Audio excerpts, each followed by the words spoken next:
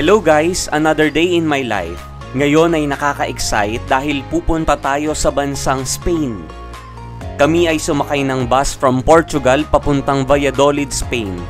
At dito sa Valladolid, ang aming stopover papuntang Madrid. Dahil stopover, sinulit muna namin ang trip at umikot-ikot kami around the place. Hola! Estamos aquí en Valladolid. We are here now in Valladolid.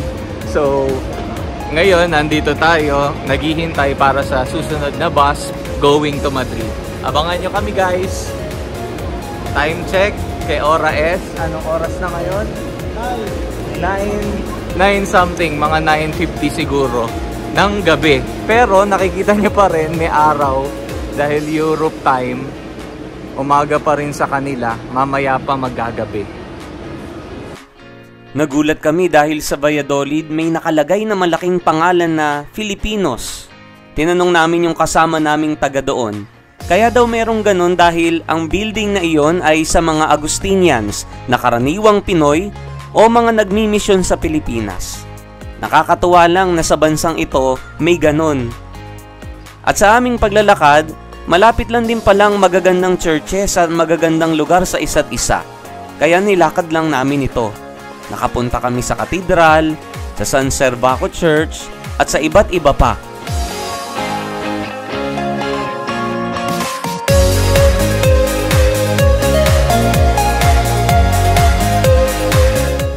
Hello guys, so dito daw kunwari pag may krimen kang nagawa at pumasok ka along these pillars, you are protected already by the church. This is called the right to sanctuary. Ayan, hindi ka na kayang hulihin ng gobyerno.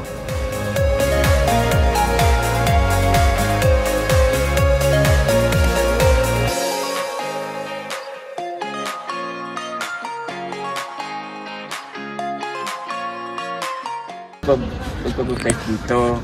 Hindi pwede yun kasi kung saan nakaharap ka yung bahay, saan ka lalabas, dapat doon ka na iglesia may parokya yan dyan sa nahan. So kung lalabas ka labas, kung saan nakaharap yung bahay nyo, doon ka na parokya magpapabaptize. Ang problema ngayon, gusto nila magpapabaptize dito. So ginawa nila, sinutasan nila yung gilid, dyan nila siya nilabas. Para dito sila magpabinyan. So, nice one! Nakita rin namin ang monument na ginawa ng mga Spaniards para kay Christopher Columbus.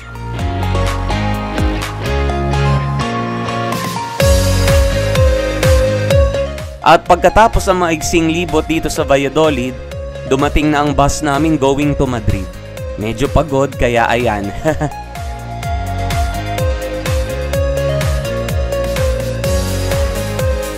Ang aming tutuluyan ay ang Hostal Continental. Nakakatuwa dahil sa pagdating namin sa Madrid ay nabook na kami ng aming kaibigan. What's up mga kalakbay? Nosotros estamos aquí en el hotel. We are now here inside the hotel where Ali booked for us. Ali is our friend here in Spain.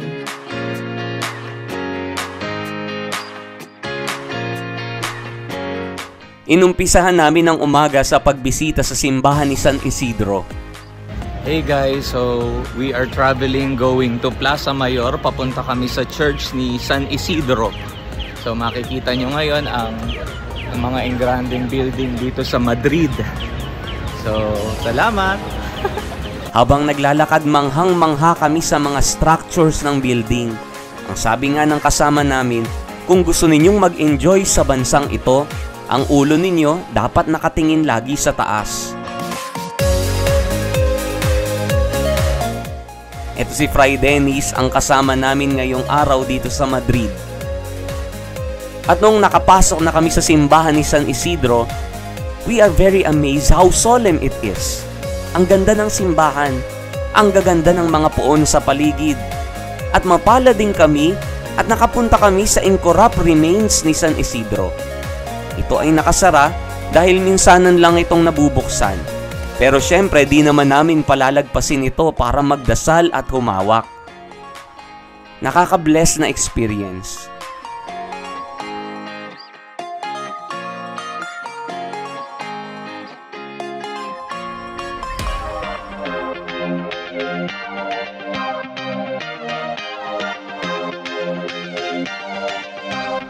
Next stop ay pumunta rin kami sa museum intended para kay San Isidro.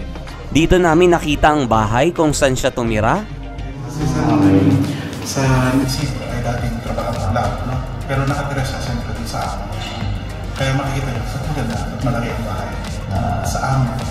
Tapos meron silang isang room lang doon kung saan sila tumira. So yung sila sa iba. Nakita rin namin ang balon kung saan nagmilagro si San Isidro.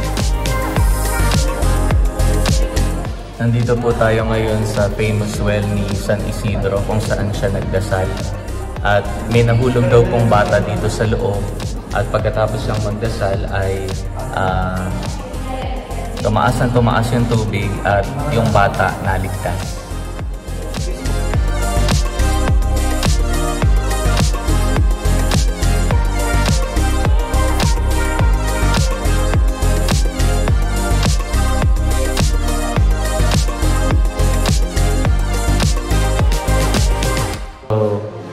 Hello guys, right now we are here inside the chapel built for San Isidro. And part of this chapel is the house where San Isidro lived.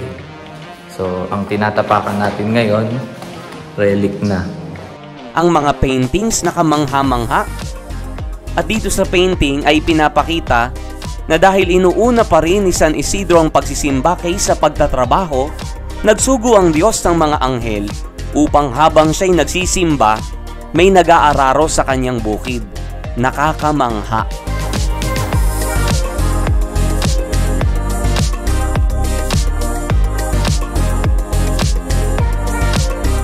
Pagkatapos ay kami ay naglakad-lakad, nakita rin namin dito ang itinayo ni St. Francis na isang Hermitage Church na tinuro ng aming kasama.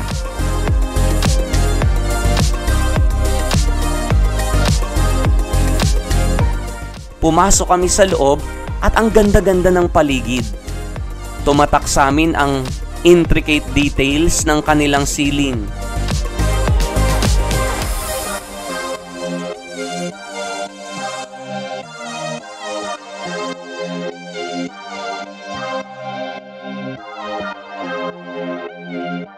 Itong dome, mangangawit talaga ang ulo mo, kakatingala, nakamamangha at napakaganda.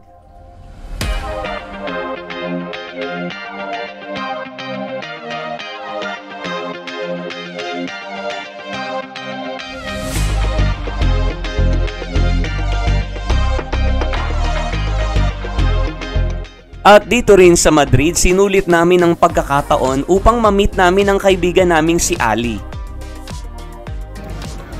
Shout out for the video. Here is Ali. Hola! From Tabela. Not your typical trads. It's okay. We're here in Madrid with Ali Moroni. Is it Moroni? Moroni. Okay. Siya ay ang content strategist ng Tabela Catholic app. At nung ma-meet namin siya, napaka-friendly niya. At syempre sobrang banal. Ito nga ang sinabi niya. People of the Philippines, love God with your whole heart, and your whole mind, and your whole soul, and give everything to Him, because He's kinder than you think He is. And if you want to grow in your faith, you should download the Tabela app. That too.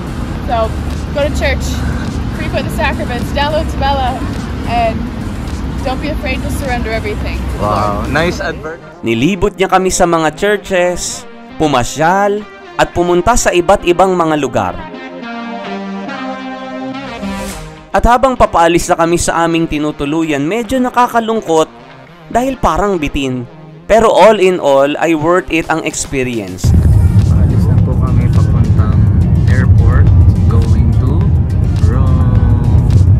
What's up? Shout out for the next vlog. Marami kaming natutunan, napuntahan at nalibot na mga lugar na hindi pa namin napupuntahan. Salamat po sa experience na ito, Panginoon. Maraming salamat, Madrid. Salamat guys sa pagsubaybay. Mag-follow pa dito sa iba't iba pang mga contents.